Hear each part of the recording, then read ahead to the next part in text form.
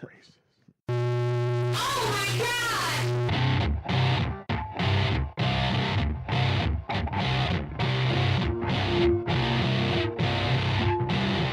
right, guys, welcome to episode 46 of the Serial Chillers podcast. I am your host, Jesse, and thank you so much for listening. Today, we've got two guests in the studio. You guys have heard them all before. We've got Dustin returning with that super sweet, silky, sexy, smooth voice. Dustin. And BIGGFOOT Designs. Biggfoot is back, and you should buy some stuff from him. Seriously. Greg's here as well in a bunker far away. You guys know the rules. Two serial killers. We've got Juanita Hoyt and Marie Hahn. We are ready to play. Sit back, relax, and enjoy episode 46 of the Serial Chillers podcast. All right, let's do this. It's fucking 9 o'clock. All right. Welcome, everybody, to episode 46 of 1 million of the Serial Chillers podcast. I am here with some of my good friends, and we are joining you from the Super Network studio. Yeah. I know that's the second different name you've heard in as many episodes, but you're going to have to deal with that. That's the real one now. How do we feel? Me? Yeah. Not trepidatious at all. Well, I guess then officially, how goes it, co-host Greg? Goes well, thank you. It's good to have you on the show. The bunker is looking fine. It's great to be here. It was wonderful to visit you in it last weekend. Got home safe, I'm glad. Yeah, no, I am a ghost. I died on the way home. I'm Pacheco Pass. Yeah. Hey, okay. don't be giving fucking directions, even if they're wrong. Okay, so we have two returning guests here in the studio. One of them you've heard, dozens of times? And guess what? I've gotten a little more official for you. Oh, snap. Welcome back, everybody. Bigfoot.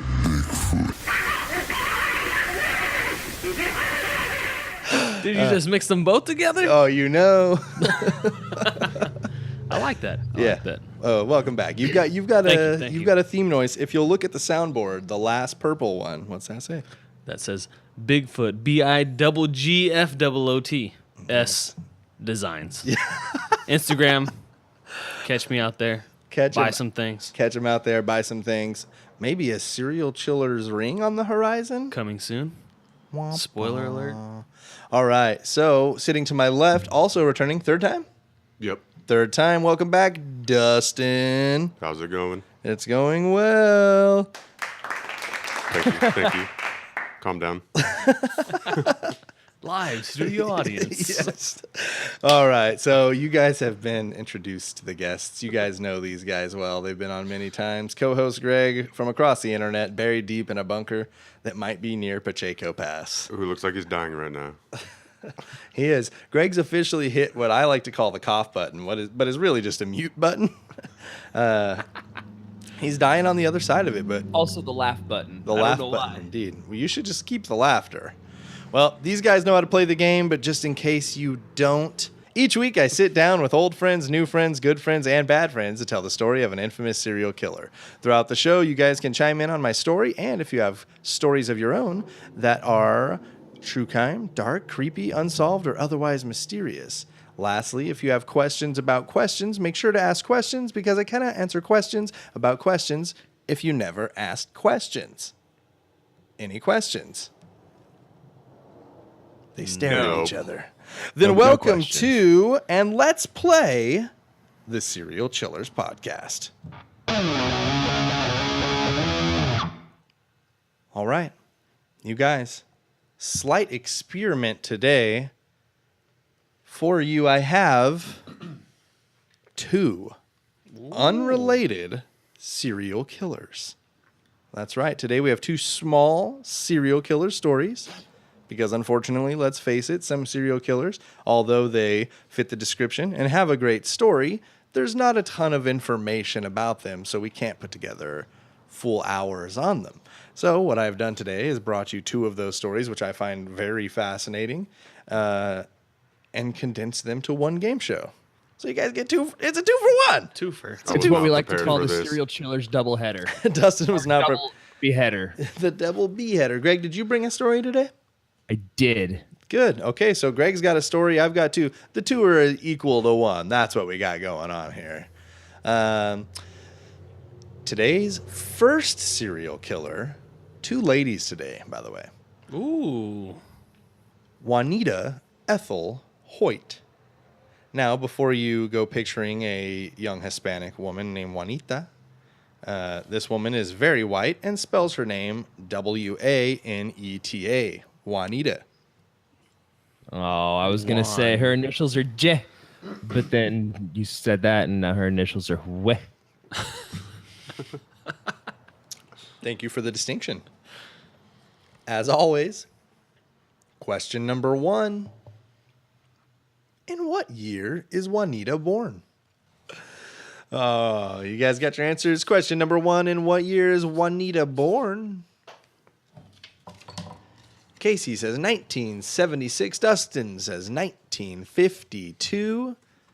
Dustin's going to get on the board first because Juanita Ethel Hoyt is born May 13th, 1946. Ooh. Very close, actually, Dustin. Within 6 years there. D? Trying to keep my undefeated champ title. Are you undefeated? Yeah. Dang. 2 times. All right. Well, I mean, hey, some people aren't even undefeated after only one. So, 100% better you are. All right, May 13th, 1946, Juanita is born in Richford, New York. In 1957, at the age of 11, she suffered from the measles, and it left her with poor eyesight. She could only see shadows without her very thick glasses. So she rocked some Coke bottle frames. That's what's up. It was the only way she was able to see the world. Damn you, measles. January 11th, 1964. Measles took my It's eye. like Hans Molman setting his own shirt on fire. Oh, my gosh. All right. We're coming back. On January 11th, 1964, at the age of 17, Juanita marries her husband, Tim. Not a lot about their relationship. That's what I'm saying about these stories, is that's kind of what we're looking at, is not a ton of extra info.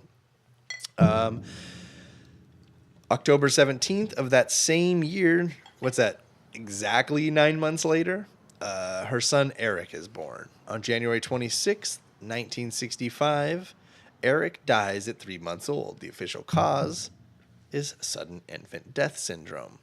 So something about sudden infant death syndrome is it's essentially what they deem any infant death, any child under 1 year of age where there's no other discernible cause of death.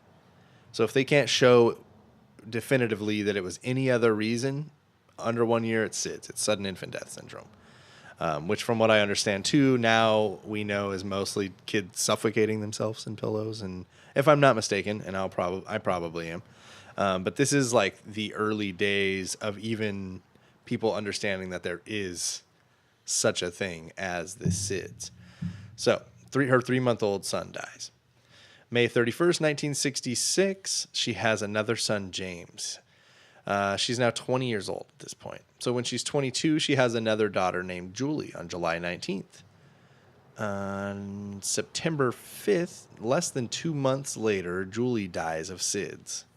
And 3 weeks after that, the 2-year-old James also dies of SIDS. 2-year-olds can die of SIDS. I'm thinking they didn't die of SIDS. So we have 3 children dead in 3.5 years, all birth children of hers. And yes, like you said, one is a 2-year-old. So he was born May 31st. He died. Yep. So over 2 years old, 2 years, 4 months. So one of the documentaries I watched talked about how there's the only way it could have been what it was, especially with a 2-year-old, is like what they call like a gentle suffocation, a smothering, like a pillow. There's no, So not like being strangled, not hands around. yeah, the and neck like or the a kid, bag and over the head, kid's but, asleep like, or whatever. So by the time they really realize what's happening, there's like they don't fight back. So there's not like signs of defense or what. Dude, that has to suck. That's probably like, when you fall asleep with the blankets on your face and it feels so hot and smothering after you're like, God, no, get it off of me. I can't imagine. I get like that if I go too far down in the deep end of the pool. Like I don't take big enough of a breath. Get the panic. Like when I get down to the bottom, I start to panic, and I'm like, shit. You got a And pool I know in it's the only bunker? like 8 feet, but I'm like, ugh. Dustin wants to know if you have a pool in the bunker. No, I'm talking about when I was a kid. I haven't gone swimming in years. Do you know what's in pools? Spoiler alert, the pool's above the bunker. Oh, he's giving away more location clues. Stop. People are pinpointing in. Have Okay, at it, 4chan. so we have 3 children who have died from SIDS. What I also found funny was that she had the 2-year-old and things seem fine. She has another baby 2 months later. Both her kids are dead. Interesting. After this, she goes and sees a psychiatrist for the first time and last time. She sees him for 3 total months. So I imagine if she goes weekly, right? She probably saw him a dozen times, maybe a few more, and decided it's not for me. I'm cured. 3 months after that, 1969, she's 23 years old. She fills out an application at the county social service agent to adopt a child. Good choice. Yes. But it won't matter because just a few months later, she becomes pregnant and drops the plans to adopt. On March 18th, 1970, her daughter Molly was born. Question number 2. How long will Molly live? Is it A, 2 weeks, B, 3 months, C, 4 years, or D, she's still alive? Dustin says 3 months. Casey says still alive. I like the optimism, Casey. You've changed as a person as I know you. I have to be honest. It's all about the Trying to think storyline. outside the box, you know? Yep. Dustin's going to score another 250 because it was indeed just 3 months later. About a Going month. down. About a month. I Let me know. get your points here. Like a cheap whore. But I Those are the best believe, whores. if I'm not mistaken, with the 2 killers came 11 questions. Ooh. It's going to be a high-scoring affair, but it is a double beheader. So Yes, a double beheader. Okay, so 500 to 0 Dustin for right now. Molly is only going to live about 3 months. About a month after she's born, Juanita and her husband drive to Upstate Medical Center to meet Dr. Steinschneider. Steinschneider admitted Molly to a study while she slept to watch for her sleep apnea. The connection with Steiny was made by no random act. This guy is like pretty famous in the SIDS game, like the SIDS research game. And he hears that Juanita has 3 children who have been proven who have died from SIDS, one at 2 years old. So he gets her into the study because why not? If that's what you're studying and you've got a lady, because he She has the believes genetics for it. he believes that it is hereditary. Yes, you are correct. way to Casey. put that together, dude. Yeah. So his hypothesis I is have a question about Yes. that, doctor. How can you be good at not knowing something? I'm great at not knowing stuff, so it's really easy. I was going to Thanks, say Dr. Okay, so Dr. Steinschneider was a leading scientist in the studies, and the 3 children dying makes her the prime candidate. He brings her in. Molly becomes the first baby in the United States to be sent home on an apnea monitor. So this is something generally for, at the time, overweight people and older people. So she Who is this? definitely sounds like Darth Vader at this point. The newborn child Okay. gets sent home because that's Steinschneider's approach, is that he thinks perhaps SIDS has something to do with like Before it dies? newborn. Yeah, exactly. This is before Molly dies. So Molly's born in March. We're now in early May. She becomes the first baby in the United States to be sent home on the apnea monitor. 2 days later, Juanita calls Dr. Steinschneider because Molly has another spell and she had to resuscitate her. So she had to give her CPR to bring her back. She had another spell, says Juanita. Dr. Steinschneider told her to bring Molly back to the Upstate Medical Center, and he then readmits Molly. June 4th, 1970, after 3 months, Molly was discharged and sent home with the apnea monitor. Again, the day after she gets home, Molly is dead, June 5th. So she was born March 18th to June 5th.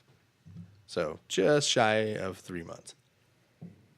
So it makes me wonder, is she just like super inattentive? Or is she actually malicious? I mean, the gentle smothering, I could see like maybe some postpartum depression or something like that starting to creep up. But like, I can't help but wonder if she's just super inattentive and just not like, I don't know, she's got her kid and she puts it in like a fucking waterbed or some shit and it rolls over onto its stomach and suffocates. I think there are like essentially two theories with her, and one is that she has the kids and they eventually all just kind of drive her crazy and she smothers them. And the other is that she is very serial killer like and sociopathic, like non-empathetic, and she kind of gets off on the killing of kids. And like, what better way to supply yourself with them than to just have them? And you'll kind of see later that some of the nurses start noticing her like lack of connection with her children.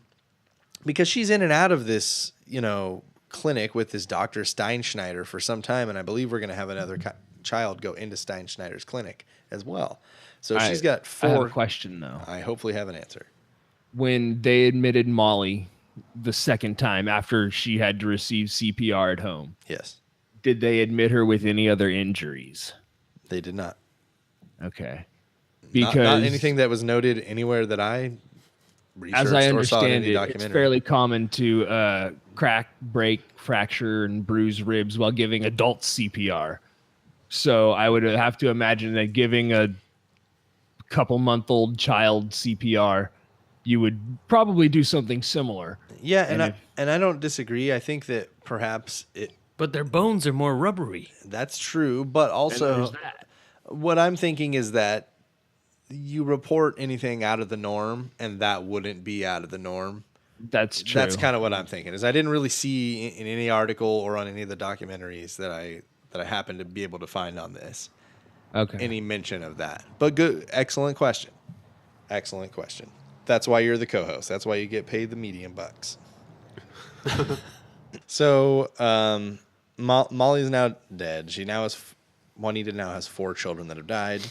June 12th of 1970, 1 week after the death of Molly, Tim and Juanita reapply for adoption, but neither agency comes through. A caseworker learned that Juanita was pregnant again and was due May of 1971. May 9th, 1971, Juanita gives birth to her 5th child, Noah. How many months will Noah survive? This one's just not multiple choice. No, sir. I mean, it's essentially the same question, so I had to phrase it differently some way. I hate to ask questions about the victims, but it's an interesting fact in her storyline, if you ask me. How many months will Noah survive? Dustin says 7. Casey says 1, and Casey's gonna get on the board.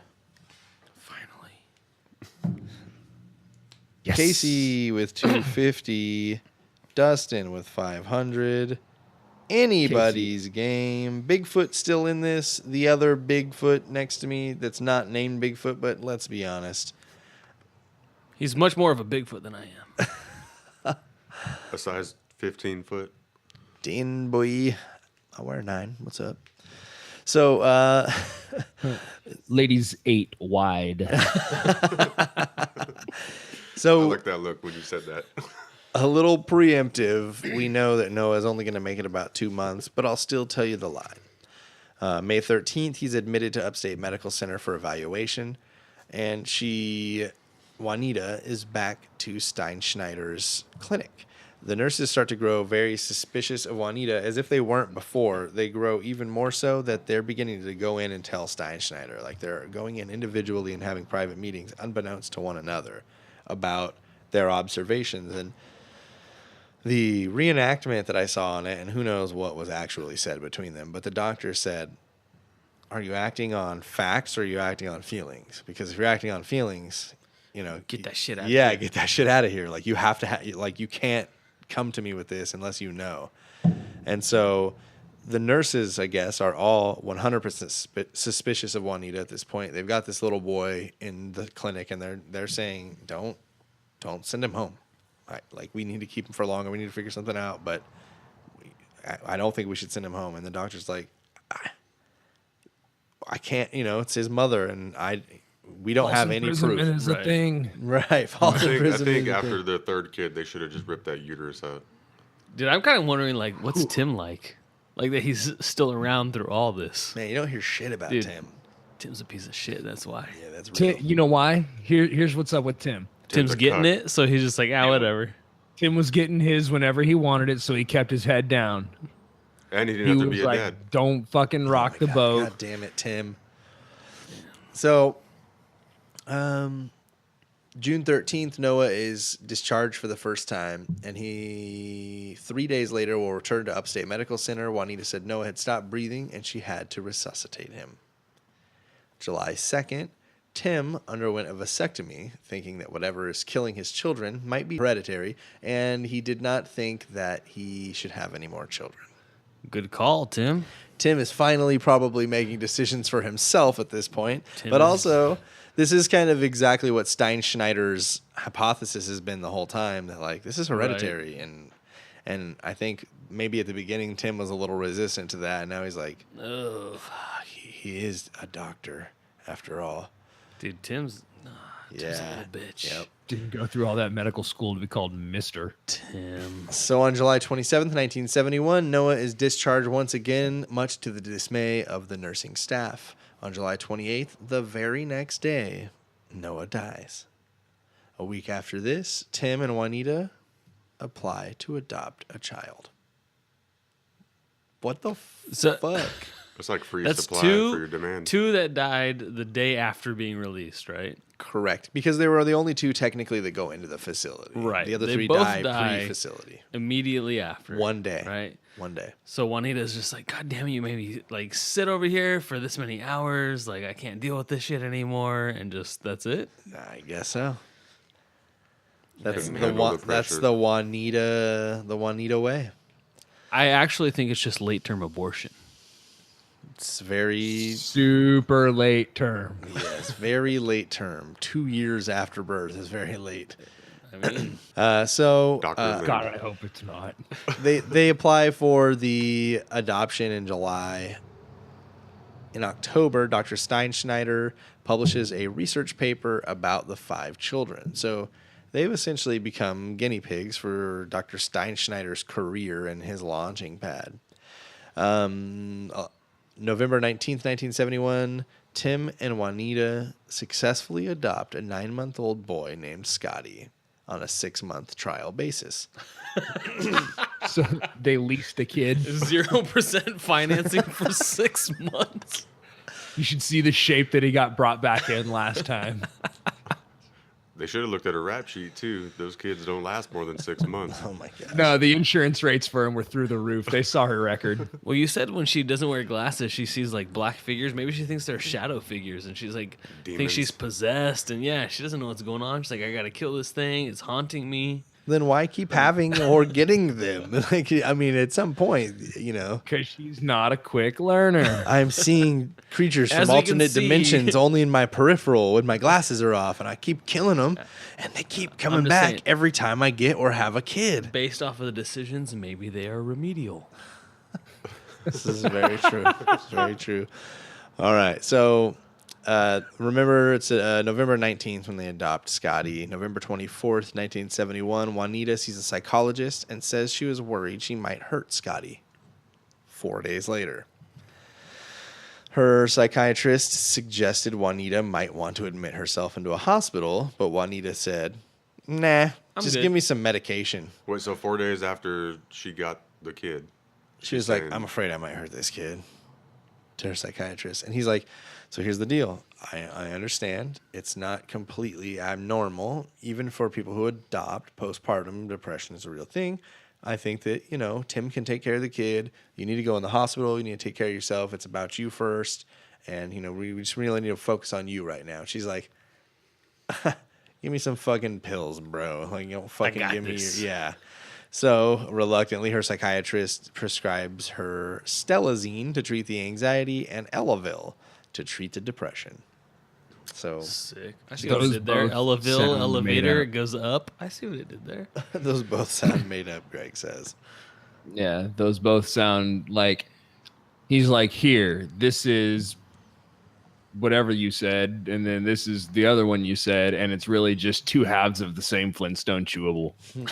Stelazine and Eleville, Well, these Yeah. were prescribed in what year? Or they were two different. One was purple, one was orange. 1971. Yeah, it was a long time ago. So they've been discontinued because they've been proven that when you take them, you kill kids. So Side effects may include killing your children. the next day, after she's prescribed the pills, she has grown especially sick and tired of Scotty, her adopted son. Question number 4. What does she do with him? Does she A, kill him? B, just drop him off somewhere? C, call the social worker and return him? D, continue to suffer through it, but with a little more control? I was waiting for the return. Kill, drop him off somewhere random, return him to the social worker, continue to suffer through it, but with more control. God, You they didn't drop really- him off somewhere random just Yeah. made me like picture her pulling up out in the woods somewhere and reaching across and opening the passenger door and like throwing a tennis ball, and the kid runs out after it. She just drives off. Greg, it's a kid, not a dog. All right, what do you guys got? It just made me sad.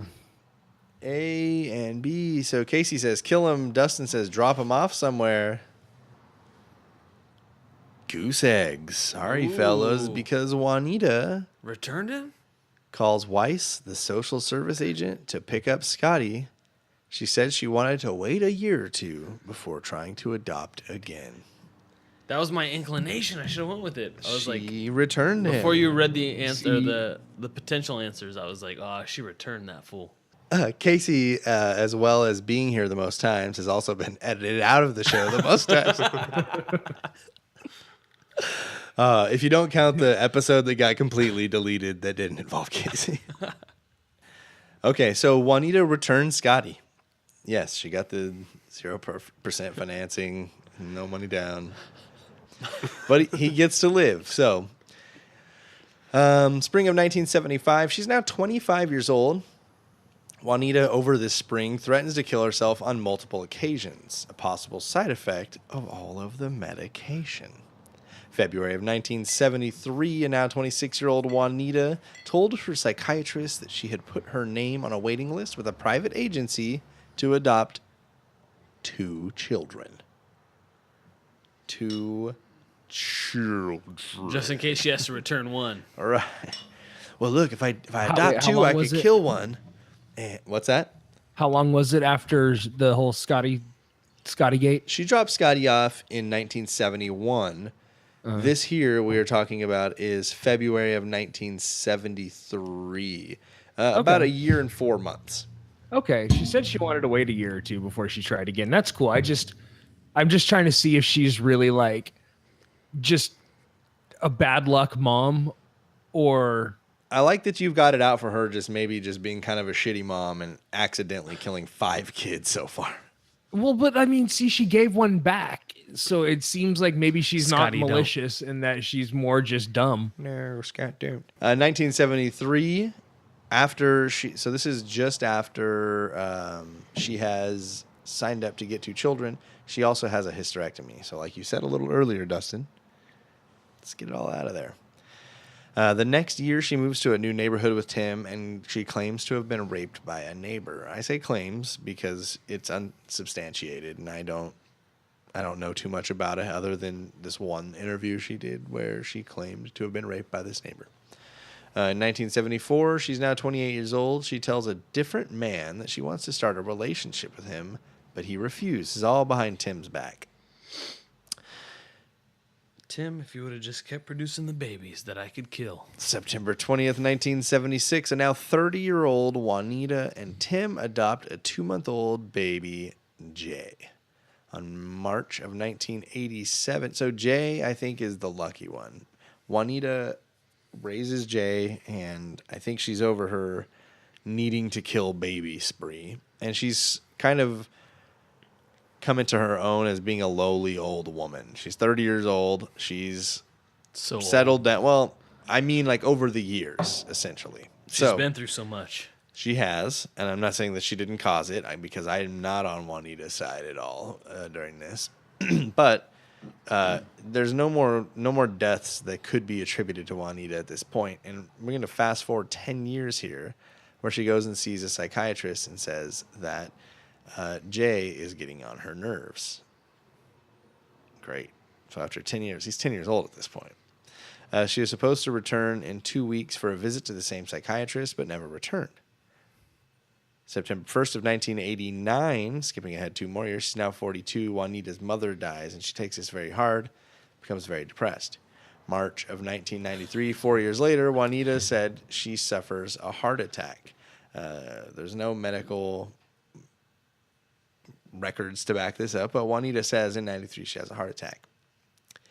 March 20th, 1994, a new DA comes in and looks at Juanita's file because he remembers her case. He pretty much sees it and knows exactly what happens, and that it's not SIDS because he's not a fucking idiot, like I believe we said. That's pretty much just what was going on. So the new DA wants to bring her in for questioning.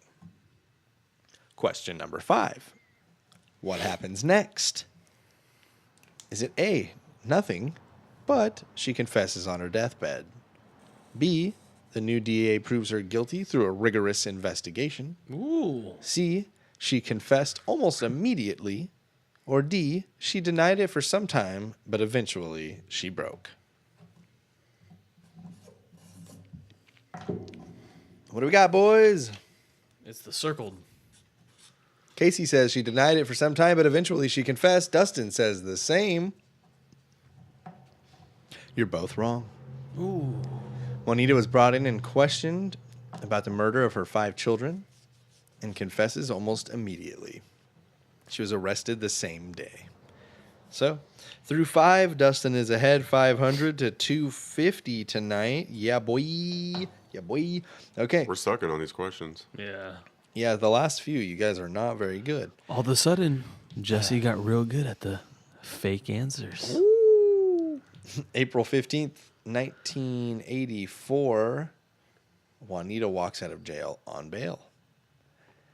In March of 1994, Juanita's trial begins by selecting jurors. Sorry, that was 1994 that she walked out, 1984. So she's out of jail.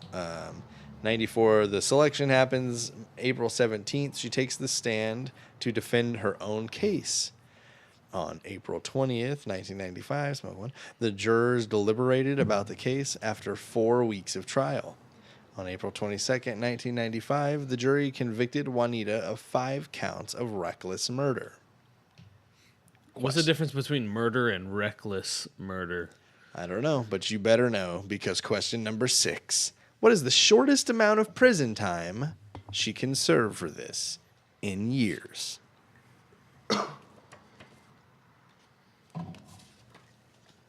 She's convicted of 5 counts of reckless murder. What's the question again? The minimum? Yeah, here, hold on, let me get you on this. What is the shortest amount of prison time she could get in years?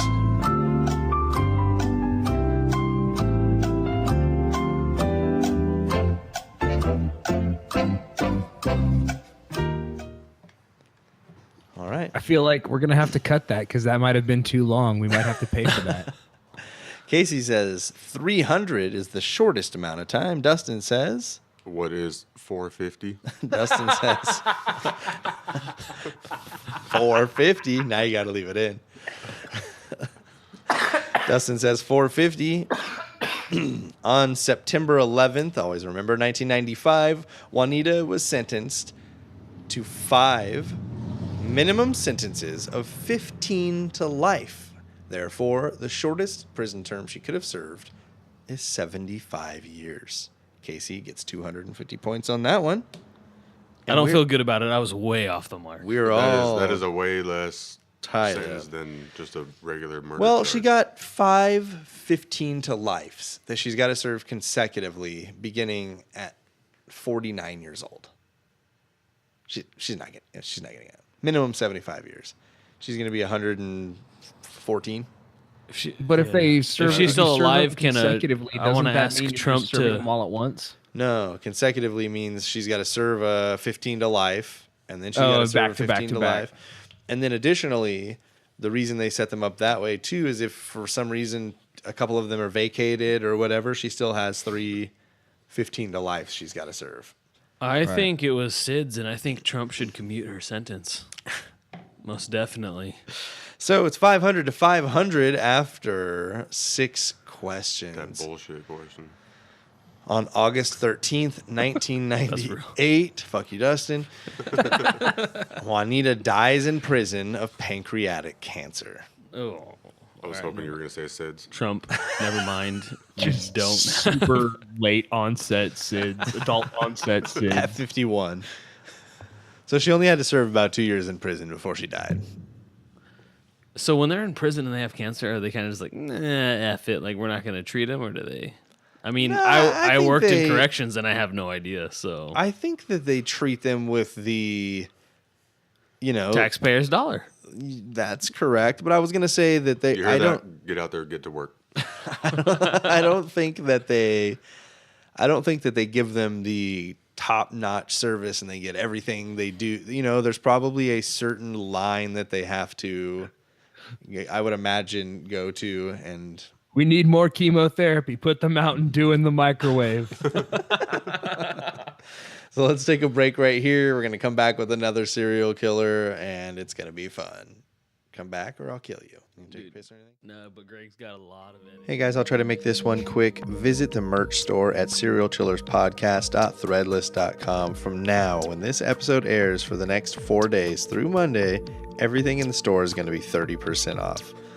That is my thank you to you. I know donating to the Patreon is not always the most viable option. So if you're one of those people that wants to get something back for what they give, who can blame you? serialchillerspodcast.threadless.com. To episode 46 of the Serial Chillers podcast. That was a very productive break. If I might say so myself. Things got done. We're gonna jump into a story by our good friend co-host Greg. And this one is not exactly true crime, but it's one that both Greg and I hold near and dear to our heart. As lovers of true crime, a lot of us, I think, can relate to the fact that we oftentimes are easily crossed into the realm of, maybe doesn't really happen. Yeah. Unless you're saying it's fake. Saying what I'm about to tell you. I said that maybe it doesn't really happen. You use the word fake. I am operating under the impression that everything I'm about to say is 100% real, and that's fine. That's fine. You dismiss me how you want. You fucking. I don't dismiss you at all, and I just want to say. You just call me a disinformation agent? Did you say Mason? Hit it again. Hit it again. I just want to say before we get started, I just want to make sure we're talking about Valiant Thor, the individual, not the band. No, correct? Absolutely the band. Oh, the band that sings. You say we're your talking about savior Valiant walks on water, Thor. while mine walks on wine. Mine walks on fire. Weird. Who's Beelzebub? All right. So, Greg, we covered this story on our old podcast, which doesn't exist anymore, so no one can hear it. So let's see how you follow it up for anybody who can remember it. See if I can remember it. Actually, it's a pretty cool story. Again, I just like to pretend that it's true because I like to believe stuff like that. But it is Valiant Thor, the man. Basically, this dude in 1957 landed in Alexandria, Virginia. Allegedly. Landed in his spacecraft. It was described as a cigar-shaped spacecraft, which have been reported in UFO sightings. The cigar-shaped ones have. A police call phone booth. Sounds like an airplane with no wings. Yeah. It well, so these cops roll up on Val as he gets out of the craft, and he used oh god, what do they call it? Telekinesis. Oh. And he put his mind out there into their minds, and they were like, you know what, we need to call the higher ups. And so he called the higher ups, and they took him, and he met the higher ups, and he used his telekinesis again, and they were like, we need to call the Pentagon. So they called the Pentagon. They took him to the Pentagon. He met with all these officials. There was a guy from the Air Force who, I mean, they were all like scrambling to stake claim and shit. What'd you write down there? I'm curious. You can see it at the end of the episode or at the end of your Are you story. making predictions? Are you a prognosticator? Nah, he's just got something to throw in at the end that maybe you've heard, maybe you haven't. We'll throw it in at the end. Okay. So I forgot where I was. Oh, so they took him to the Pentagon. He met with a bunch of officials. They were all clamoring like, we found him. We staked claim to him. They all wanted to be the one that took him to meet the president.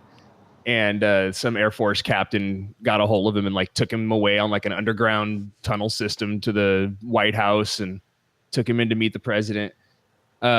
Who was apparently just like super receptive. Eisenhower was like really cool with the whole thing, and they he was like really calm and collected and met with him and everything. And then Vice President Nixon busted in, and Valiant Thor even seemed to like Nixon, but he said he was like just super like scattered and kind of all over the place, and He wasn't worried about that scandal that he had going on. Valiant Thor bashed on Nixon a little. He didn't bash on Nixon. He just said he was It's a little squirrely. let's see. I think He appeared to be Eisenhower very was sharp, Sorry. quick-witted, with fixed eyes and an amazing aptitude towards speed and proficiency. Oh, that seems like a pretty positive review. See, he was on actually. speed. Yeah. Weren't they all? They were all That's being true. like prescribed it. They're like, I feel kind of sick. They're like, here's some cocaine. Take this. Do some cocaine about it. Yeah, you have ghosts in your blood.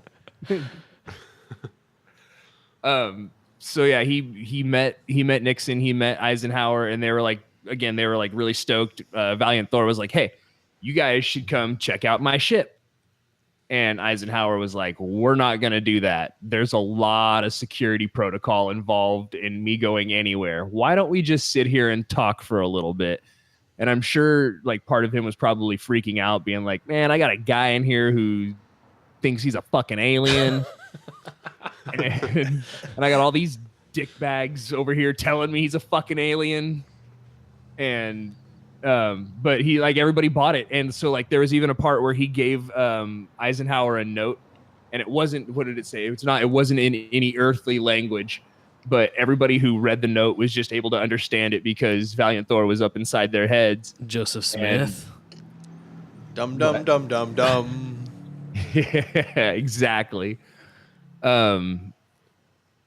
But yeah, I always thought that was kind of cool. And so they put him in a room. There was like a nice furnished suite in the back of the Pentagon. I'm not sure which of the five sides is the back, but there's a nice furnished suite, and that's where Valiant Thor lived. And he lived there for like 3 years. He left in 1959 or 1960, but he was like super involved in the stuff that was going on there. So they had this like suite that he stayed in, and there were security guards that sat outside and he would just like show them IDs that were blank, and he would just like project his face onto it, and it would be the security clearance that he needed to like get out. And so he would just like split and disappear for a while, and they'd be like, oh yeah, no, that's cool, even though the direct orders were don't let him leave.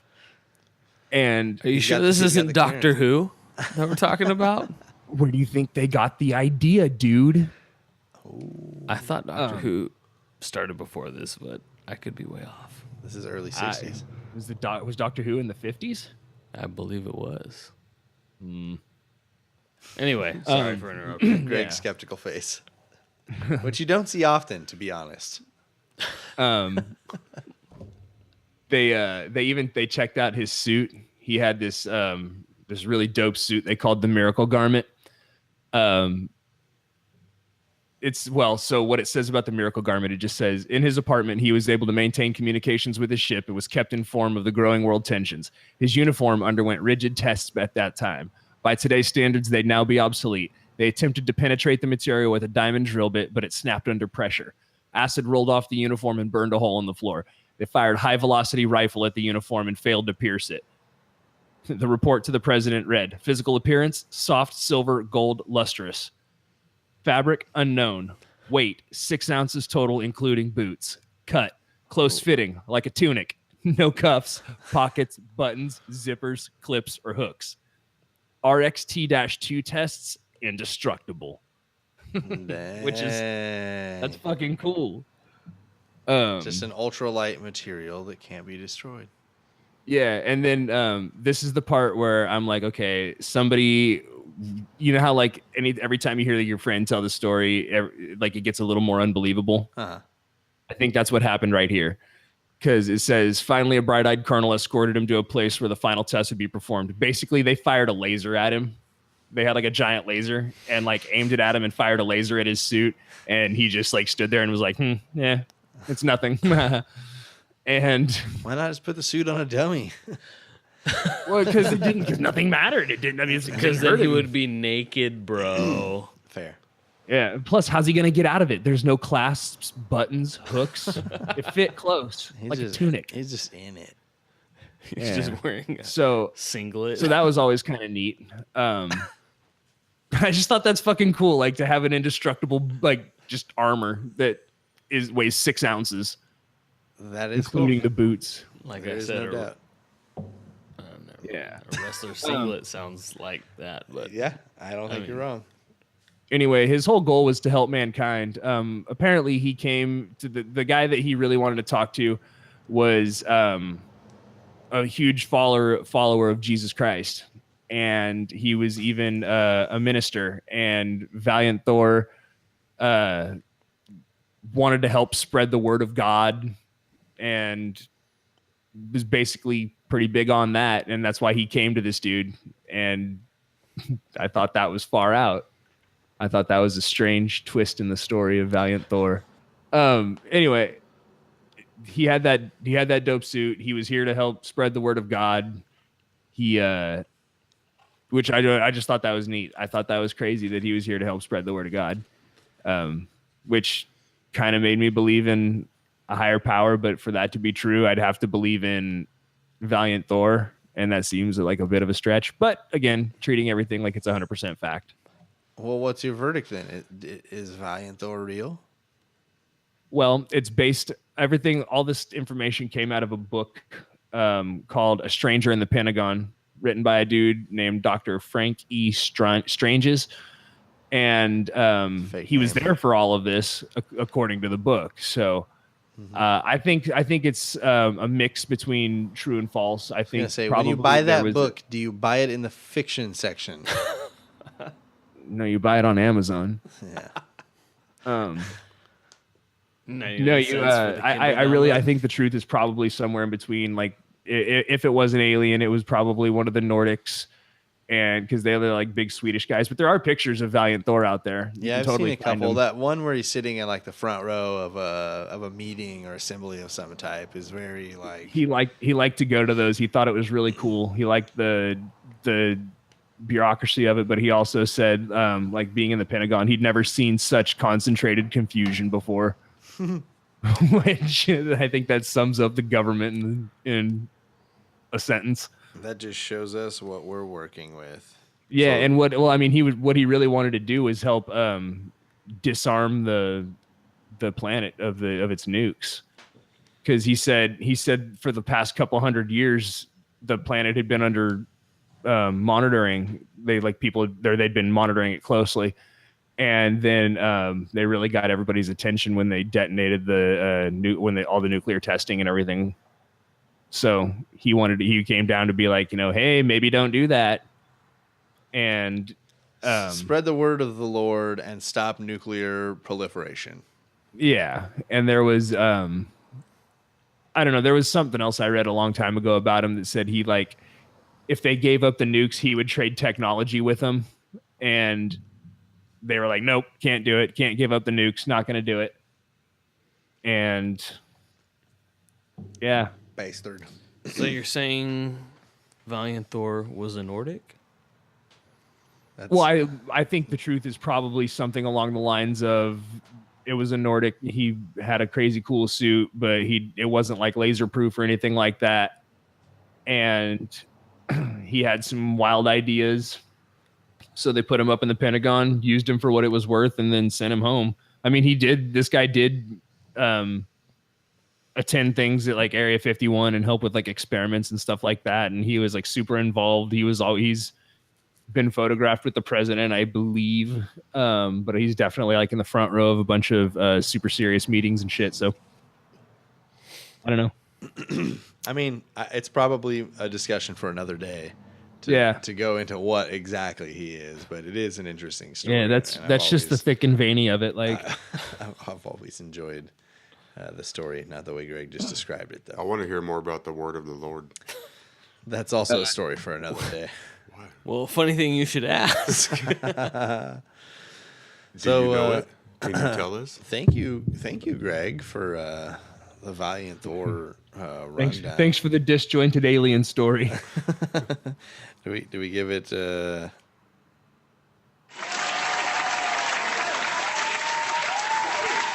Thank you, Greg. Thank you, Greg. Valiant Thor, everybody. Great story. Valiant Thor. Great stories. Great Not the band. fictionist story. Not the band, the said, man. Great fictional story. Okay, we're going to jump into our second killer here, and we're going to get this show on the road. Our second killer today is Anna Marie Hahn. When you do kill two killers, you get to do it twice in the show. Woo! All right, guys. Pens ready. Question number 7. In what year is Anna Marie Hahn born? In what year? Dustin says 1940. Bigfoot says 1932. Bigfoot's going to take his first lead of the day because Anna Marie Hahn is born July 7th, 1906. Dude, I was going to write 1932, and I was like, nah, fuck it. No, that's a dumb answer. The funny thing is, I was thinking World War One, and then for a brief moment, I thought World War II, and then I said, "Nah, I'm gonna go back." I'm going So maybe back. my brainwaves got sent to you. You fucked with mine. Yeah. So Valiant Thored him. Anna That's Marie because I'm a Hahn Mason. is born in the Not in town order. of Fusen in Bavaria, Germany, to Georg and Katharina Filser. She was the last of 12 children, 9 of them being boys. At the time of Anna Marie's birth, her parents had lost 3 children already. 2 of their boys were killed in action during World War I. As a young girl, she spent 5 months in the hospital due to blood poisoning. Dang, does she need to do some cocaine about it? Always. She thought she was going to die several times during the blood poisoning bout. She underwent a goiter operation soon after her sickness to remove the thyroid gland. Being the youngest girl, she was her mother's favorite. During her teenage years, she would stray away from her parents, and she started to kind of do the rebel thing. And I think that her mother might have done a lot of smothering as her baby of 12, and she's lost a few children as well, and she didn't kill them, and they didn't die of SIDS. So They died of natural causes for the time. yeah. So the theme of this episode is we hate children. I mean, we definitely don't hate children. Okay, I was just trying to get at like Just what kill them. the idea was behind the two. There really wasn't Female. a theme other than the fact that they were female, and that wasn't even exactly planned out before. Those were just the 2 stories. I that don't kinda assume genders. came to light. That's good for you. I'm very glad that you're on the same page. You have checked How your many do privilege. you see? He's checked his privileges, and he is doing very good. So, again, she spends 5 months in a hospital due to blood poisoning. She gets her thyroid gland removed. She is smothered by her mother due to being the youngest of 12 children. She is known to sneak out of the house through the windows late at night and go to parties. She never completed high school, but will later claim to, along with graduating from, quote, teaching school. Yes. You know, where they teach you how to be a teacher. I'm not sure in the early 20s if that was a reputable thing to run around town saying like, yeah, no, I know you didn't see me finish high school, but I went back, then I finished teaching school. Would they teach you in teaching school? Well, you hold the chalk this way, So as to not get any on your sleeve. and then you can hit the kids when they misbehave. No, we wrap them with a ruler. So after she graduates from teaching school, her parents ship her off to her sister Katie's house in Holland to help. I think Katie was the oldest of the children. Katie wanted to help straighten her out. She's in Holland, kind of get her away from the source of it all. She goes to Holland and gets pregnant. And on May 31st, 1925, she gives birth to her son. Question number 8. What's she gonna name that son? Is it A, Johann, B, Mika, C, Oscar, or D, Noel? What was the first one? Johann, And then Mika? Mika, Oscar, Noel. So she went to Holland and got pregnant. Yes. So she didn't knock boots, she knocked wooden shoes. The clogs be knocking Sure. tonight. Great minds think alike once more because Bigfoot and Dustin both say B, Mika. Incorrect. Sorry, fellas. It's going to be 0 on both sides. Bigfoot's going to carry the 750 to 500 lead through question number 8. I think we got 11. Dustin, you got to get in there, boy. I'm trying. Got to get in there. Her son is named Oscar. Oscar is born out of wedlock in Holland after knocking clogs. Telling. So, the identity of the father is unknown. Because she has the child out of wedlock, she embarrasses her family and the community, so they all decide to shun her, and she leaves Holland for America. She stays in the care, Oscar stays in the care of Anna Maria's mother in Germany for the first 3 years of his life. Anna Maria waits 2 years for her visa in the United States, but on February 11th, she gets it, and on that same day boards the second-class cabin on the SS Munchen and arrives in New York City. She stays with her step uncle Max, who is a 74-year-old man. You'll see that Anna Marie grows a penchant for old men. At the end of February in 1929, Anna Maria falls ill with scarlet fever for 3 weeks. Later in 1929, she lies about becoming a nurse in Germany and moves in with Charles Oswald, a retired banker who's 71 years old. So she, she's using her youth, it seems, to get her some advantages. What was her name again? Anna Nicole? Anna Smith, I believe. Oh, okay. Her name is Anna Marie Hahn. Oh, got it. Yeah. So... Okay, so right after she moves in, she starts to notice that he's very fond of her. Why wouldn't he be? She's 23, he's 74. Why not take your chance while you got it, Mm-hmm. She says, hell yeah, like one day we're going to get married, me and you. Clearly has no intention to marry him, but she does begin to steal money from him. And as she steals the money, she also begins to gamble. She said that her very first bet she had ever done was a $2 bet, which won her $260 in Latonia, Kentucky. In the spring of 1929, she gets a job as a chambermaid at a 500-room hotel. In the summer later, the same year, very busy year for Anna Marie. She meets her future husband, Philip J. Hahn, a telegrapher for Western Union. May 5th, 1930, they are married in Buffalo, New York, she and Philip. Summer of 1930, her son Oscar finally comes to America and moves into a constructed home with him and his mother in Cincinnati. He was 5 years old. On July 7th, 1930, she receives 27 shares of Union Gas and Electric from Oswald, which he denies giving her, along with a $700 transfer into her bank account from his. 1930, $700, Greg. Can you hook me up with that? Because I feel like that's going to be a shitload of money.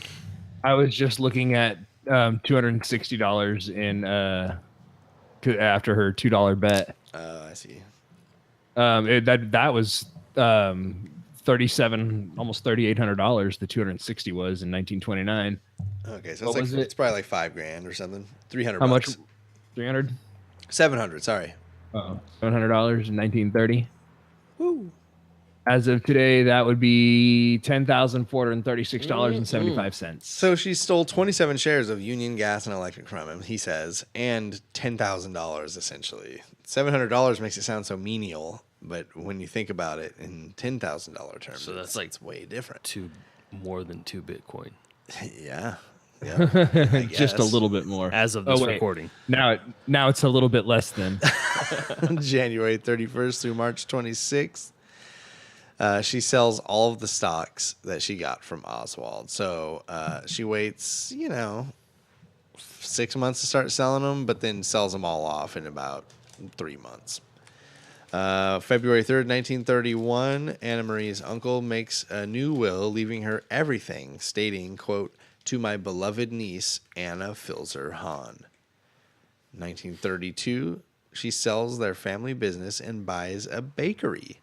In fall of 1932, the Hahns rent rooms from Ernest Kohler, a 62-year-old man. She begins to steal prescription pads from the sick man. On April 29th through May 4th of 1933, she starts getting illegal morphine by forging a doctor's signature on Mr. Kohler's stolen prescription pads. May 6th, Kohler dies under the suspicion that he may have been poisoned. He was ruled to have had throat cancer in the end. He was cremated and his ashes were given to Anna Marie, where she placed them on her mantle. Dark, man. Kohler leaves Anna Marie everything in his will, and in his final letter, Anna Marie denies any involvement. In her final letter, Anna Marie denies any involvement in Kohler's death. So she says that she had nothing to do with it. Yeah, come on, you did. Why? And also, his sudden will change very prior to his death is not suspicious at all. Don't How you know did he getting get old makes you prescription do pads? erratic things with your inheritance? Yeah, what was that? How did he get prescription pads? 1932. Yeah, It's who like is you're she sick, write buying a whatever you bakery during the Great Fucking Depression? Anna Marie Colt. Anna Marie. So in 1935, she This is a sells similar the story to her story. she sells the bakery because she no longer make the mortgage payments. She also can no longer make the mortgage payments on her home, and this results in the loss of her home. Sometime in 1935, Albert Parker, who was 72, died soon after Anna Marie started caring for him as a in-home care facilitator. She borrowed money from him and never paid him back. So borrow some money, kill him before you got to pay back. Like, what a fucking sweet deal, right? August 14th, 1935. Wait, where did Oswald, who she had been staying with before. August 14th, 1935, Oswald dies at the age of 77, and guess what he did? Left all of his assets to Anna Marie. The attorney for his will said there were no assets left in the estate because Anna Marie had already taken it all while he was alive. Woo! Woo! Congratulations, you played yourself. So her husband Philip becomes ill with a stiff leg and drop foot. Sure, he had a stiff leg. 1935, dude. Everybody should just do cocaine about it. Philip's mother, Maggie, that up. becomes ill after Anna Marie had given her a box of chocolates. December 1935, Anne Marie tries to insure her husband's life for $10,000, and it's denied. 1935, $10,000. That's like $1 million. Policy, hey. Yeah. Hold on, I got you. So the very next year, she tries to insure her husband's life for $5,000. Question number 9. This is just true or false. The $5,000 life insurance policy is approved. True or false? Give me 5,000 in 19. Okay, we can just half this. 181,745. 26 is 10,000 in 1935 to today money. So it's like $200,000. They both say yes, it got approved. You guys got to answer something different if you're going to score something, Dustin. What do you think's happening here? You're both correct. You both do score on that one. 250 points for both of you. Bigfoot moves up to 1,000. Dustin, 750. Still anybody's game. 2 more questions, if I'm not mistaken. Let me look ahead here. So I looked up drop foot too. Okay, tell me what drop foot is. Foot drop is a gait abnormality in which dropping of the forefoot happens due to weakness, irritation, or damage to the common fibular nerve, including the sciatic nerve, or paralysis of the muscles in the anterior portion of the lower leg. Usually a symptom of a greater problem, not a disease in itself. It sounds like somebody post-stroke. A little, yeah, like weakness or something. And they need to do cocaine about it. That's it. That's how you get out of your stroke. First sign of a stroke. S. Sniff cocaine. So she tries to get a $5,000 life insurance policy on her husband, and it is approved.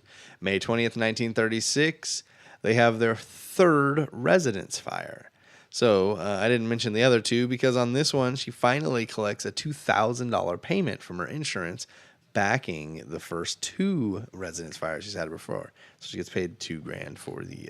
So what? That's another 37,000. 37 grand. 37 grand for her. She's like just con artist extraordinaire. I don't know why, but it just dawned on me that I've read about this woman before. Yeah. Yeah. Dang. But keep going. So you better use that knowledge, bro. No.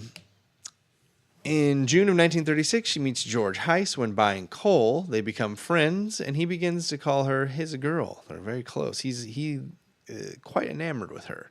July 15th, 1936, she meets Stina Cable in the ladies' room, and they go to get a beer together. Apparently, yes. Stina Cable had quite a bit of cash on her.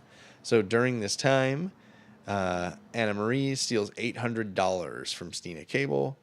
And Cable is poisoned sick for a year, so I guess they spent some time together, and she drained her of the $800, and the poison was kept her weak.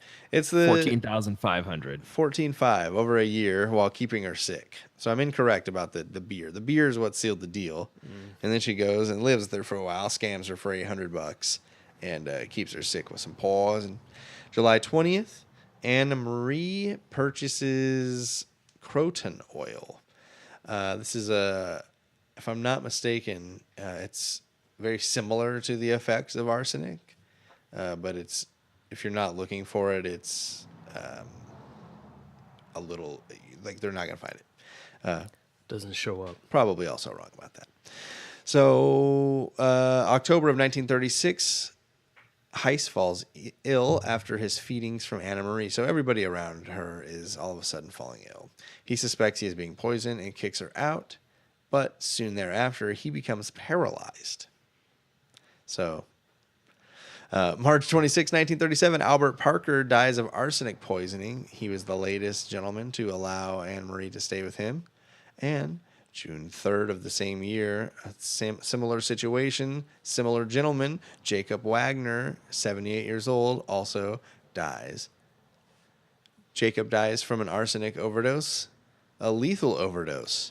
Question number 10, how many times did he overdose? Was it 2 times the lethal amount, 4 times, 10 times, or 50 times the lethal amount of arsenic? 2, 4, 10, or 50? How much arsenic was in his blood? They both say C. Gosh, 10 times the lethal amount. But the autopsy showed 4 times the lethal amount of arsenic in his body. Dustin, it's still not impossible. It's 1,000 to 750. If there's a tie, there's always an artistic challenge. You guys are both pretty good drawers, so that would be an interesting one. So There's one more question left. Dustin, you've got to get it correct. Casey, you've got to get it wrong to engage in an artistic challenge of Greg's creation. So, Greg, start thinking now, just in case the situation arises. Oh, I've already got it. We've had a lot of close ones. We've actually had to have Greg scramble. Well, I shouldn't say scramble, but put together an artistic challenge just in case. We have never got to it really, but there's been a lot of situations in which it can happen. So, what's going to happen tonight? So, the autopsy shows 4 times the lethal amount of arsenic in his body. Anna Marie poisoned his orange juice and made up a fake will in his name. In July of 1937, she loses the life insurance when she misses payments on it. July 6th, George Zellman, who's 67, dies from metallic poison, which is most likely the croton oil. Everybody she stays with dies. Like 100% so far, it seems, except for the one gentleman who only got paralyzed. So, I mean, in He the was the grand lucky scheme one. of things, August 1st, 1937, George Obendorfer dies of arsenic poisoning on a train to Colorado. Anna Marie steals jewelry and money from the hotel she was staying at with George. So she's just latching onto people, taking just, it seems... Well, some of them are petty, Well- some jewelry and things. Some of them are she's cashing in big. Now, Casey's now. going to defend her.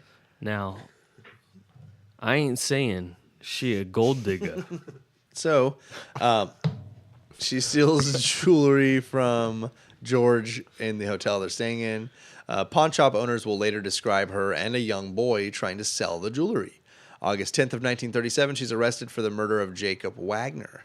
On October 11th, the trial begins. And October 29th, the prosecution arrests its case. So the prosecution was up there for 18 days. Probably not 18 straight. I imagine they took weekends off, but they were on stand for 2 weeks. Heist testifies, and the organs of Palmer and Wagner were presented as evidence. November 1st, 1937, to show the arsenic and metallic poisoning. The defense begins its presentation, and Hahn testifies as being innocent. On November 4th, 3 days later, the defense rests. The defense only need 3 days. They were like, fucking got this shit. Because November 10th, 1937, she is 31 years old and sentenced to death. On December 1st, she is transferred to the Ohio State Penitentiary. March 10th is her original date that is set for execution, but continuing appeals pushed the execution to a later date. And on December 6th, 1938, Ohio governor made formal statement refusing to interfere with the court's decision. So no pardon for Anna Marie. On Wednesday, December 7th, 1938, Anna Marie dies at 8:13 p.m. Question number 11. How is Anna Marie executed? Dustin's got a score here. Bigfoot's got a miss to force a tie. Dustin says the noose. Casey says the gas. You've won today, Casey. Congratulations. You are the winner, Dustin. You are no longer undefeated because Damn. Anna Marie is the first woman to die in the electric chair in the state of Ohio.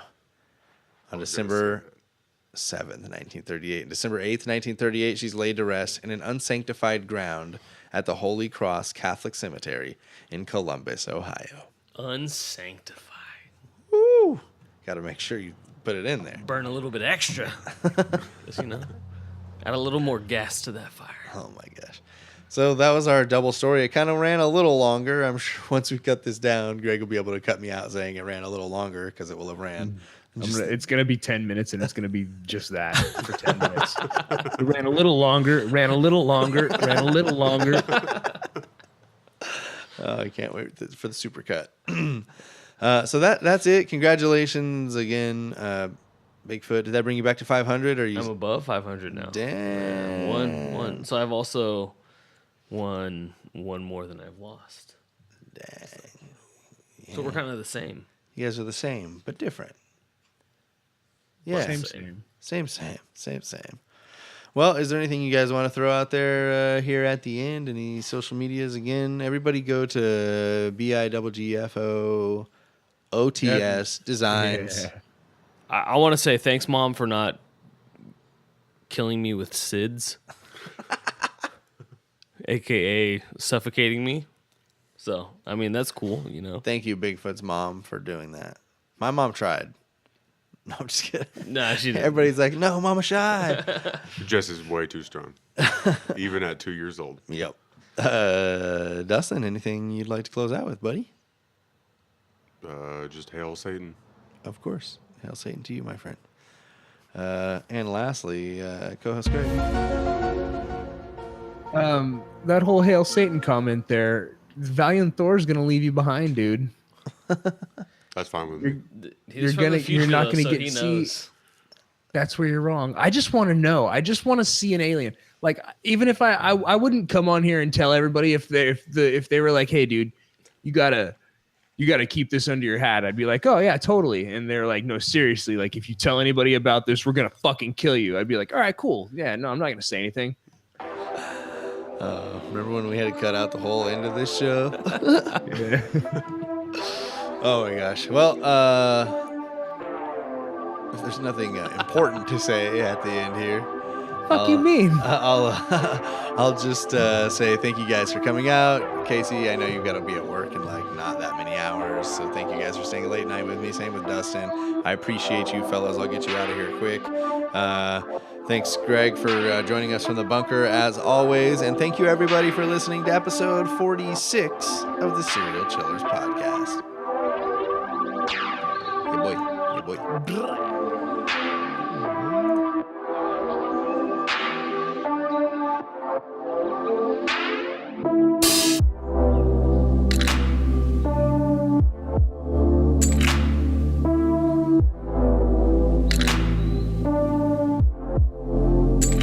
All right, that was episode 46. Thank you guys for sticking in there with us.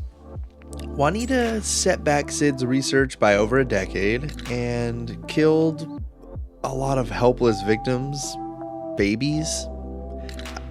As a father, it hurts a lot to know what she did to that many children, and I'm glad she got what was coming to her. That's it. Marie Hahn was a woman who had a knack for befriending, then robbing and poisoning old men to continue to make her way in life. Not particularly to wonderful ladies. On this week's episode, it is a poor circumstance that it happened to be two women serial killers on our episode that falls on Mother's Day weekend. So happy Mother's Day to all of our mothers out there. Sorry, poor coincidence here. But these two ladies were not good mothers, and all of you out there are good mothers. That's what I say. If you guys have anything you want to add to this episode, anything I got wrong, anything you want to point out, anything you want to poke at, please do. If you have any suggestions for future episodes, please do as well. You can do it in so many ways, you guys. Facebook is Serial Chillers Podcast. There's also a Facebook group, which is just Serial Chillers Podcast. There's an Instagram at Serial Chillers Podcast, the Twitter at Chillers Podcast, the email serialchillerspodcast@gmail.com. You can call or text the show.